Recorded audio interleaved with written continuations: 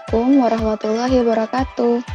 Pada kesempatan kali ini, Kakak akan menjelaskan tentang pertumbuhan dan perkembangan. Setelah menonton video pembelajaran ini, diharapkan adik-adik akan mengerti 1. Pengertian pertumbuhan dan perkembangan. 2. Faktor yang mempengaruhi pertumbuhan dan perkembangan. 3. Tipe perkembangan biji. Untuk poin pertama yaitu pengertian pertumbuhan dan perkembangan. Pertumbuhan adalah proses pertambahan volume dan jumlah sel sehingga ukuran tubuh makhluk hidup tersebut bertambah besar. Pertumbuhan bersifat irreversibel atau tidak dapat balik dan dapat diukur. Sedangkan Perkembangan adalah proses perubahan menuju kedewasaan melalui proses pertumbuhan dan diferensiasi. Perbedaannya, pada perkembangan dia tidak dapat diukur. Baiklah, untuk poin kedua, yaitu faktor-faktor yang mempengaruhi pertumbuhan dan perkembangan.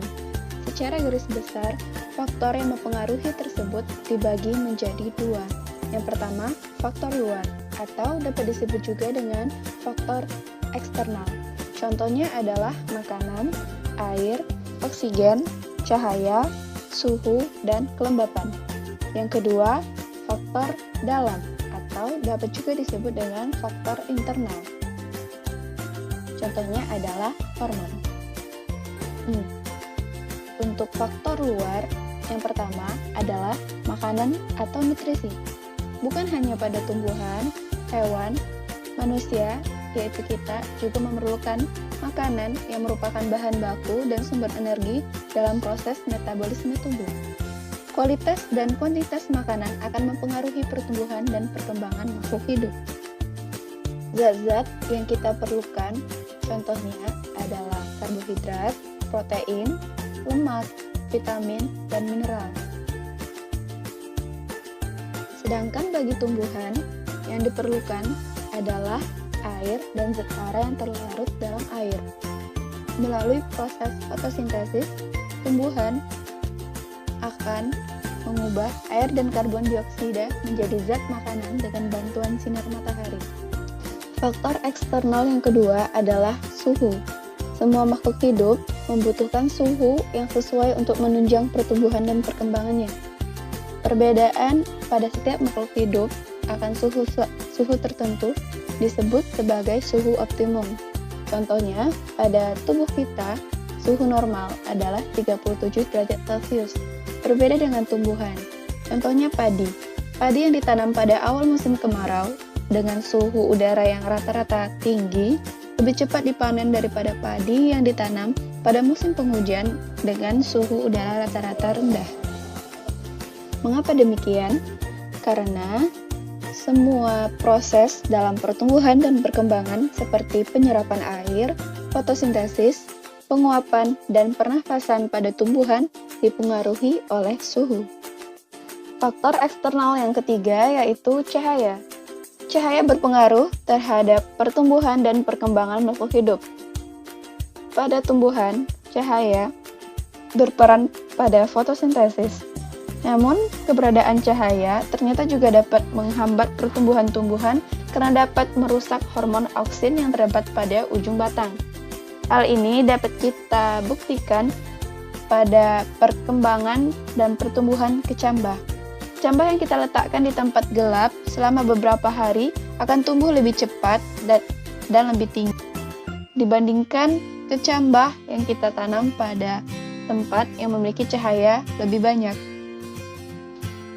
Selain itu, pada manusia sendiri, kita membutuhkan cahaya matahari yang dapat membantu pembentukan vitamin D. Setelah mempelajari faktor luar atau faktor eksternal, selanjutnya kita mempelajari tentang faktor dalam atau faktor internal, yaitu termasuk di dalamnya gen dan hormon. Gen sendiri merupakan materi pembawa sifat yang diwariskan pada keturunan, sedangkan hormon berfungsi sebagai pengontrol kegiatan dalam tubuh. Pada tumbuhan terdapat beberapa hormon, di antaranya 1. Auksin. Auksin berfungsi merangsang pertumbuhan akar, batang, bunga, buah, perkecambahan, dan pembengkokan batang. Yang kedua, sitokinin. Sitokinin berfungsi merangsang pembelahan sel, pertumbuhan akar, tunas, bunga, buah, dan menghambat penuaan. Yang ketiga, giberelin. Berfungsi merangsang pertumbuhan daun, bunga, buah, pemajangan batang, serta perkecambahan biji dan tunas. Yang keempat, asam absisat.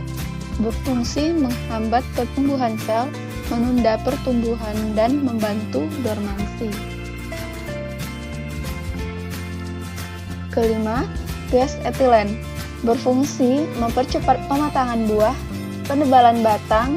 Kombinasi gas etilen dan auksin atau giberelin dapat memacu pembuangan. Selanjutnya, yang keenam, asam traumalin. Berfungsi merangsang regenerasi sel di bagian tumbuhan yang luka. Yang terakhir, yang ketujuh, kalin. Berfungsi merangsang pembentukan organ tumbuhan.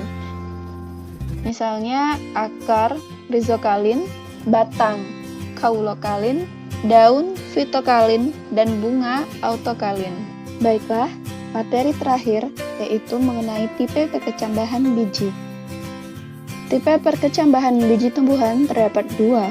Yang pertama, perkecambahan di atas tanah atau epigeal, yaitu jika pada perkecambahan karena pembentangan ruas batang di bawah daun lembaganya lalu terangkat ke atas, muncul di atas tanah.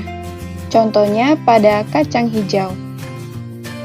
Daun lembaganya lalu berubah warnanya menjadi hijau, dapat digunakan untuk asimilasi, tetapi umurnya tidak panjang.